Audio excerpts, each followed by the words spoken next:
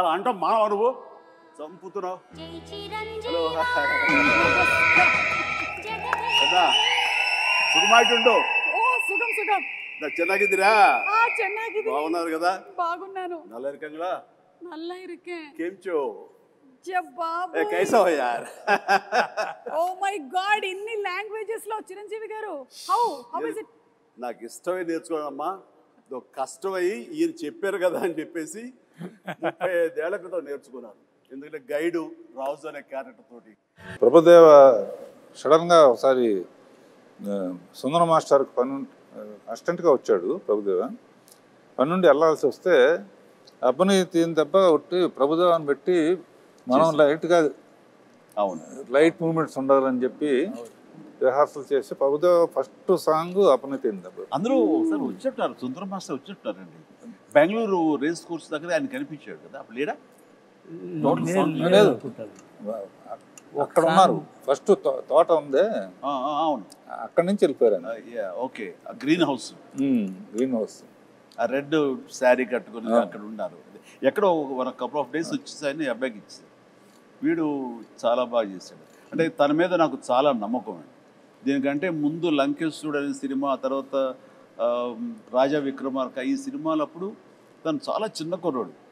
నేను వాడిని నిశ్చితంగా చూస్తుంటే అద్భుతమైన టాలెంట్ అనిపించింది. వాడితోటి మనం చేయించుకుంటే మనం కొత్తగా కనబడతాం. అంటే old wine and new bottle అనిపించింది నాకు. ఎప్పుడు అలాగే చేస్తుండేవాడు, ముఖ్యంగా డ్యాన్సుల విషయంలో. అలా చేసిన తర్వాత సార్ అటు చిన్నవాడు సార్, వాడికి ఏం తెలుసు సార్ అని సుందర మాస్టర్ అనేవాడు. లేదు మాస్టర్ వాడిని పెట్టండి అని చెప్పేసి, వాడికి వీసా కూడా రాని అంత చిన్నవాడు, 16 ఏళ్ల వయసు. అప్పుడు నేను మలేషియా తీసుకెళ్ళి ఒక సాంగ్ ఇచ్చాను, ఇది స్టువర్ట్పురం పోలీస్ స్టేషన్. అప్పుడు స్టార్ట్ అయింది. ఆ తర్వాత నుంచి 2-3 సినిమాలు ఇందా చెప్పానుగా, లంకేశ్వరుడు కానీ కానీ అయింది. ఆ తర్వాత ఇందులో అత్యద్భుతంగా చేశాను, కన్నడ మొగుడు చింపేశాడు. అట్లాగా అతని టాలెంట్ని ఫస్ట్ ఐడెంటిఫై చేసి ఎంకరేజ్ చేసింది. వాళ్ళ నాన్నగారు భయపడితే కూడా, సుందర మాస్టర్ భయపడితే కూడా నేను తనని ఎంకరేజ్ చేయడం జరిగింది. అందులో ఇంకా తర్వాత డైరెక్టర్ గారు వాళ్ళందరూ కూడా తనకి పుష్ ఇవ్వడంతో ఈ రోజున ప్రభుదేవ అంటే ఎక్కడో ఉన్నాడు. Dance is equal to Prabhudeva is equal to dance అలా అయిపోయింది. Exactly. As a choreographer, director, hero ఎంతో ఎదిగాడు ఆయన కూడా. అంటే ఆ సినిమాలో అన్ని చాలా మంచి మంచి చెప్పుకుంటాం, ఎన్ని కష్టాలు పడ్డానో చెప్పుకోవట్లేదు. మలేరియా రావడం, హాస్పిటల్, అది ఆ కష్టం కాదు. అన్ఫర్గెటబుల్ మూమెంట్స్ లో కష్టాలు కూడా. అంటే నవంబరు డిసెంబర్లో ఊటీలో చలి ఎలా ఉంటుందో మీకు తెలుసు కదా. అంటే మేమంతా మార్చి వెళ్ళాం సార్, సో మాకు తెలియదు నవంబర్ డిసెంబర్ కదా. డిసెంబరును నవంబర్ వెళ్ళండి, గడగడగడ మ్యూజిక్ రికార్డింగ్ వాయించాల్సి వస్తుంది పళ్ళతోటి. అండ్ అలాంటిది నైట్ మిడ్ నైట్ పైన బట్టలు లేకుండా చిన్న గోచి కట్టుకుని ఆంజనేయం వేషం వేసుకుని ఒక ఫైట్ సీక్వెన్స్ తీశారు. ఆ చలిలో ఆ వేషం వేసిన తర్వాత ఒంటి మీద ఒక పూనకంలాగా వచ్చి ఏ మాత్రం చలి లేదు, ఏమీ లేదు, అంత బాగా చూసుకున్నారు. వెంటనే వేడి దుప్పట్లు కప్పేసేవాళ్ళు, చేసేవాళ్ళు. అండ్ చలిమంట వేసి కాచుకునేవాళ్ళు. It is nice. అన్ని రకాల మంచి కట్టప్ప బాహుబలిని ఎందుకు చంపాడు అని ఒక లీడ్ క్యూరియాసిటీ పెంచి పార్ట్ 2కి అది దోహదపడింది. అందరూ ఆ ట్రాప్లో ఉండి ఆ ఆలోచనతో వెయిట్ చేశారు. ఆ జగదేక వీరుడు అతిలోక సుందరంలో చిరంజీవి విసిరేసినటువంటి ఆ రింగుని చేప మింగింది. ఆ తర్వాత రింగ్ ఏమైపోయింది, అంత ప్రభావితం ఉన్న రింగు, అంత ప్రభావం ఉన్న రింగ్ ఏమైపోయింది అని క్వశ్చన్ మార్క్ వేసి వదిలితే టేక్ 2 జగదేక వీరుడు 2 ఎప్పుడో వచ్చి ఉండేది. మార్కెటింగ్ స్ట్రాటజీ అక్కడ జస్ట్ మిస్ అయ్యాం. రింగు చేప నోట్లో మింగటం గ్రాఫిక్ కాదు, ఆయన తీశారు విన్సెంట్ గారు. ఒకవేళ గనక ఈ సినిమా సీక్వెల్ కానీ లేకపోతే మళ్ళీ చేస్తే ఎవరు చేస్తే బాగుంటుంది? ఇంకా డౌట్ ఎందుకండి, నేనే అని అనలేను. నిజంగా నన్నే అక్కడ పెడితే కనుక అలాగే ఉండేందుకు అన్ని రకాల ప్రయత్నాలు చేస్తారు. అలాగే ఉంటాను, రాణిస్తాను, రెప్పిస్తాను. కాకపోతే అలా అనడం అనేది కొంచెం అంబిషియస్ అవుతుంది. కాబట్టి నా ఉద్దేశం రామ్ చరణ్ అలాగే శ్రీదేవి కూతురు జాహ్నవి చేస్తే బాగుంటుంది. అమరీష్ పురి గారు, అశ్విని దత్ గారు, సార్ మీరే చెప్పాలి. చిరంజీవి గారు అందరిని బాగా కొడతారు, నన్ను కొంచెం తక్కువ కొట్టమని చెప్పండి.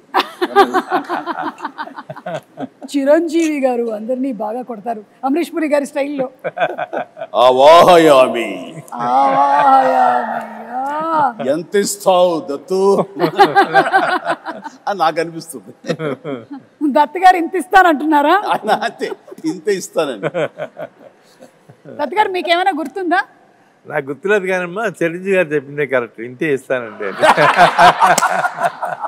Okay, picture number 2. 105 డిగ్రీల జ్వరాన్ని కూడా లెక్క చేయకుండా నటించి మే 9వ తేదీన చిత్రం విడుదల కావడానికి కారకుడైనటువంటి సుప్రీం చిరంజీవి నిజంగా చిత్ర జగదేక వీరుడు, మనసున్న మహా మనిషి.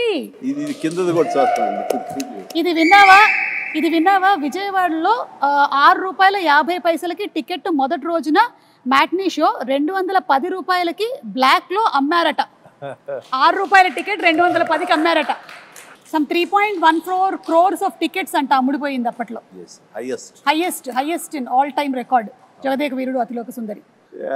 అంటే శ్రీదేవి నాకు ఒక గిఫ్ట్ ఇచ్చింది, ఒక chess, very small chess board with అప్పుడు అది ఎలక్ట్రానిక్ అది, బట్ ఫిజికల్గా మనం లిఫ్ట్ చేసి పెట్టి తప్ప టచ్ ప్యాడ్ లా కాదు. పెడుతుంటే అది కౌంటర్ మళ్ళీ వెయిట్ చేస్తుంది, మనకి కంప్యూటర్ ఆడుతుంది ఒక్కోసారి, లేదంటే తను ఇంగ్లాండ్లో ఎక్కడో కొనుక్కుందంటే తీసుకొచ్చి నాకు గిఫ్ట్ ఇచ్చింది. అండ్ నాకేదో ఇప్పటికీ నా దగ్గర ఉండాలి, మరి అది గుర్తు రావట్లేదు ఎక్కడుందో. ఖాళీ సమయంలో మీ ఇద్దరం కూర్చుని ఆడుతుంటే అనవసరంగా పెద్ద ఆయన వచ్చి డిస్టర్బ్ చేస్తాను. నేనున్నాను అవాహయామి అన్నాడు మహాన్. కానీ ఇద్దరు స్వర్గస్థులు అయ్యారు, వాళ్ళ ఆత్మకి నిజంగా శాంతి చేకూర్చాలి. గొప్ప స్నేహపూర్వకంగా చేసాము ఈ సినిమా. ఆ సీన్స్ గారు, ఆయన కూడా wonderful artist, wonderful human being అండి బాబా. అక్కడ ఉన్నటువంటి చిరంజీవి గారికి ఇక్కడ ఉండే చిరంజీవి గారికి ఏమైనా డిఫరెన్స్ ఉందా? Nothing at all. That is our megastar Jagadeka వీరుడు.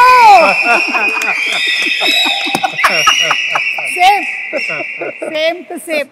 అంటే ఐ లవ్ ఇట్. ఫస్ట్ షాటా సార్? ఎగ్జాక్ట్లీ. అండ్ ఆ క్యాసినో సీన్ షూట్ చేశారా సార్? ఏమండి, ఆ క్యాసినోకి వెళ్తారు. క్యాజినోలోకి వెళ్తాం కదా, వెళ్ళి అర్ధచంద్రాకారం ఒక కట్అవుట్ ఉంటుంది, దాని వెనకాల ఫోటో దిగితే అది ఎంత ఇంపార్టెంట్ సీన్ అంటే, ఆ ఫోటోలో మేమందరం ఉంటాం, నేను పిల్లలు శ్రీదేవితో కలిపి దిగిన, శ్రీదేవి గాయబ్ అయిపోతుంది, ఉండదు. ఎందుకు ఉండదు అనే దాని మీద మాకు ఫస్ట్ క్లూ, ఈ అమ్మాయి ఏమన్నా మానవ కన్య కాదా, ఇది అసామాన్య కన్య అనే డౌట్ వస్తుంది. అది సినిమాకి చాలా కీలకమైన సీన్ తర్వాత. కరెక్ట్. అండ్ అమ్మాయి మామూలు మనిషి కాదు అని నా రికలెక్షన్స్లో ఇది ఒక రికలెక్షన్. అది ముహూర్తం షాట్గా పెట్టారు, అక్కడ ఫైట్ అది చేయటం బాగుంది. ఊటీలో సీన్ ఇదేనా సార్? ఇదేనమ్మా నేను చెప్పిన సీన్. చలికి వణుకుతూ, అదేమో వీళ్ళందరూ అనుకుంటున్నారు చిరంజీవి ఆవేశంతో వణుకుతున్నాడు ఫైట్గా అనుకుంటారు, అది లోపల చలికి వణుకుతున్నారు. ఏదో మ్యాచ్ అయిపోయింది, కుదిరిపోయింది. నేను మటుకు షాల్ వేసుకుని ఉన్నాను చూడ లాస్ట్లో. అదే మీరు షాల్ వేసుకుని ఉన్నారు, మీరు షాల్ జస్ట్ టవల్ లాగా వేసుకుని ఉన్నారు, కానీ మీరు కూడా ఏమి షాల్ కప్పుకోలేదు. కాదు, ఇదేమో బేర్ బాడీ, ఆ చలి అసలు మామూలు చలి కాదు. అప్పుడు ఆంజనేయ స్వామి గెటప్ వేసిన మేకప్ అండ్ స్టిల్ ఇక్కడే ఉన్నాడు. అవునా? ఒకసారి వచ్చి కనిపించవయ్యా శివ. ఆ మేకప్ వేసిన ఆ చేతులు అవి అతను వేయాలి. మీ దగ్గర ఉండేటువంటి ఆర్టిస్టుల్ని, అలాగే మీ దగ్గర ఉండేటువంటి టెక్నీషియన్స్ని చిరంజీవి గారు మీరు ఎలా గౌరవిస్తారు అని, అలాగే మీతో పాటు ఇన్ని సంవత్సరాల పాటు ఒక టెక్నీషియన్ ట్రావెల్ చేశాడంటే అది నిజంగా మీ పెద్ద మనసుకి తార్కాణం. వస్తుంది ఇప్పుడే ఆ గెటప్ వేసిన ఆంజనేయ స్వామి గెటప్ వేసిన పంచుగుట్టిన షాజీ ఇక్కడే ఉన్నాడు. కాదు సార్, ఇంకా చిన్నపిల్లలాగా అప్పుడు కూడా కష్టపడి అవన్నీ చేసేవాడు. అప్పుడు రకరకాల స్టైల్స్ ఏదైనా సరే తనే చేసేవాడు. బట్ సాంగ్స్కు మాత్రం నేను బాంబే నుంచి స్పెషల్ కాస్ట్యూమ్ చేయించేవారు. అది ఎవరంటే అతను కిషోర్, బడా సాబ్ కిషోర్. బట్ ఇవన్నీ లోకల్వి, ఈ మైథాలజీ కానివ్వండి, రెగ్యులర్గా వేసుకునే డ్రెస్సెస్ కానీ షాజీ చేశాడు.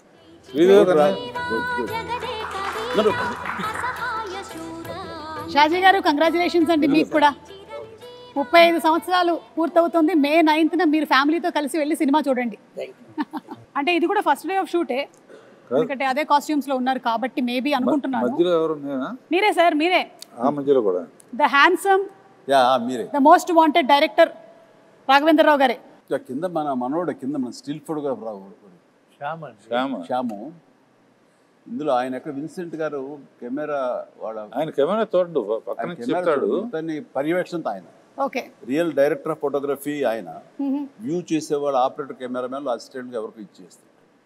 నేను ఎవరికో ఏదో చెప్తా, విఎస్ రెడ్డి ఉన్నాడు కో డైరెక్టర్. ఇది ఇక్కడికి సాంగ్ వచ్చేసరికి అంటే ఇక్కడికి వచ్చేసరికి అదే ప్రియతమ సాంగ్ ఇది, గోల్డ్ ఫాయిల్ తోటి ఉన్న సెట్ ఆ పార్ట్ అది.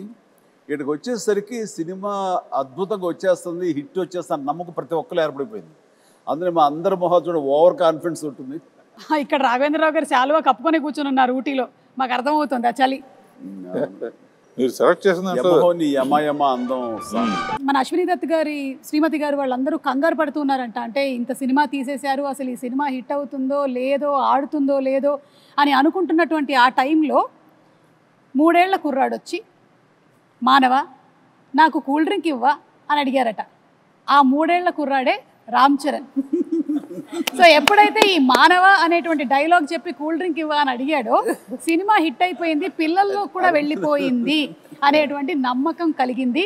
మరి ఆ కుర్రాడే ఇప్పుడు మనల్ని నెక్స్ట్ క్వశ్చన్ అడగబోతున్నాడు. So let's have Ram Charan's video please. Congratulations Jagadek Veerudu Athiloka Sundari dream team తీసిన సినిమా 30 years ముగించింది. నేను డ్రీమ్ టీమ్ అని ఎందుకు అంటున్నానంటే, అశ్విని దత్ గారు, ఇళయరాజా గారు, రాఘవేంద్రరావు గారు, ఎండమూరి గారు, విన్సెంట్ గారు, పరుచూరి బ్రదర్స్ గారు, ఇంతమంది లెజెండ్స్ ఇలా ఒక సినిమా కోసం కలవడం అనేది ఎప్పుడు జరగలేదు, నా బహుశా జరగదు కూడా. అందునే మా జనరేషన్ అందరూ వీళ్ళని డ్రీమ్ టీమ్ అంటారు. నాకు చిన్నప్పుడు మెమరీస్, బహుశా నాకు హనుమాన్ మీద భక్తి ఎప్పుడు మొదలైందో తెలియదు, కానీ ఖచ్చితంగా నేను చెప్పగలుగుతాను, జై చిరంజీవ జగదేక వీర సాంగ్ నుంచి మొదలైంది ఏమో. It's most memorable film. మా జనరేషన్కి, మా ముందు జనరేషన్లో చాలా మంచి ఫ్యాంటసీ ఫిల్మ్స్ వచ్చినాయి, కానీ నాకు గుర్తుండే first magical adventure romantic film Jagadeka Veerudu. And అని మెమరీస్ ఎన్నో ఉన్నాయి ఆ సినిమాలో, మాట్లాడుకునే సీన్స్ కానీ అవన్నీ. బట్ ఆఖరిలో దేవకన్యగా వెళ్ళిపోతున్న శ్రీదేవి గారు మామూలు మనిషిగా మారిపోవడానికి ఆ రింగ్ తీసి వాటర్లో పడేసినప్పుడు ఒక చేప మింగేస్తుంది. మాకు తెలుసుకోవాలని ఉంది, ఆ రింగ్ ఏమైంది, ఆ చేప ఏమైంది. 30 సంవత్సరాలు అయింది, మా ఎవరికి తెలియదు. ఇప్పుడు ఆ రింగ్ ఎక్కడ ఉంది, ఆ చేప ఎక్కడ ఉంది, దీనికి జవాబు ఒక్కలే ఇవ్వగలుగుతారు, మిస్టర్ నాగశ్విన్ గారు. నాగశ్విన్ మా జనరేషన్కి త్వరలో ఒక మంచి జవాబు ఇవ్వాలని డిమాండ్ చేస్తున్నాం, అడగట్లేదు. Thank you so much. అంటే లైక్ ఫాదర్ లైక్ సన్. ఇది తెలియకుండా అదే నేను అన్నమాట ఇది. Exactly absolute no clue.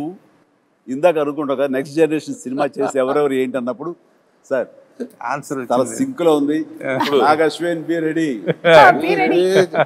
Like father like son Chiranjeevi garu ఏదైతే చెప్పారో అదే రామ్ చరణ్ రిపీట్ చేశారు.